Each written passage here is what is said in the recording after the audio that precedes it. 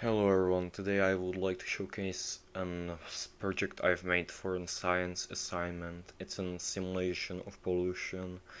I have made it in 96 hours and I think it's pretty neat. I just would like to showcase it here because, yeah, I'm not exactly happy nor, yeah, I'm just not happy and I would like to actually share it with people. And also I will put it on GitHub as it's pretty unoptimized, so if anyone wants to look at the code and tell me what I could do to improve it or maybe optimize it, then that would be neat. I would appreciate that. Either way, let's go and run it.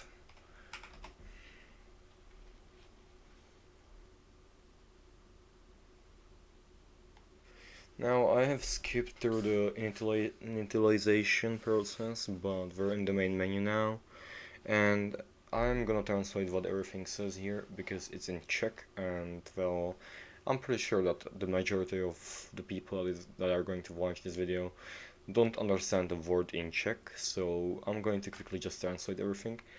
This translates to run simulation or start simulation, but it's more like run simulation. This stands for end program or terminate program, and this is just made with Raylib C# version 1.0 and should have 2024.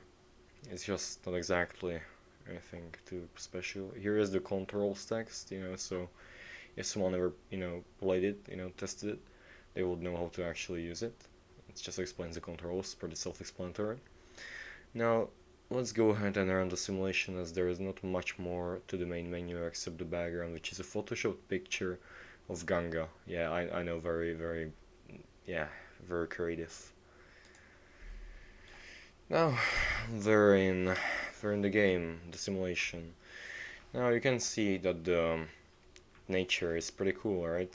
Yeah, it is not exactly a complex algorithm, it's just that it goes through every possible pixel, and there is a random chance that on that pixel there is gonna be a tree. Now that was done in the initialization process when it was actually the map generated, and now we're just reading from the fucking list of vectors, and based on that, we're just rendering it. There is also occlusion added, so we can actually have playable frame rate. And yeah, I'm gonna explain how the game works on the go. Here, this is our lake, and this is a simulation of how it's gonna get polluted based on how many people use it. So this is our population, this is our pollution meter, this is the current year. Now, this is saying that year was skipped and saying that the village was created at these coordinates. So let's go and look at those coordinates, shall we? And as we can see here, there is actually a village here. Now, this consists of a name that is from a list that is preset in the program, plus the year the village was founded in. And, well, it was founded in year 1, so it's, well, the name plus 1. As you can also see that based on the population there are gonna be that many people around the village, which is a pretty nice detail. So yeah, let's continue. Now, you may have noticed that there is a rain right now. Now, this effect works like this. Every time time is fast forwarded by a year, there is a random number, which is supposed to be like how many days a year it has rained. Now, if that amount is more than approximately 200, it will show this particle effect, a particle system, yeah. So yeah, now that is why it's raining right now. So that is a pretty cool detail.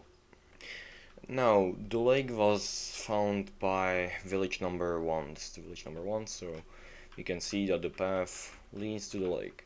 Now, we can also notice that the path is not exactly to the center of the village, but that's just a miscalculation on my part, but it's still pretty cool in my opinion. Now, as you can see, and there is a message saying that people have decided to use the lake for hygiene. So now the pollution counter is actually going to start going to come up a bit. So that is actually neat. So yeah, now the actual game part is gonna actually start happening. Now we can notice that the pollution meter has changed and now it's 1% pollution. Now the system works like this. Every year, based on how many times it rains, the pollution is decreased.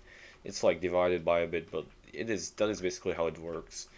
Now, obviously, if it rained more than if there's less pollution than the amount that it decreases by, then it's gonna be zero, obviously. So it's not exactly stable, but it's not exactly a great calculation because it's based on randomness most of the time. Either way, though, the game ends at 100% pollution, and let's skip till that. So, yeah.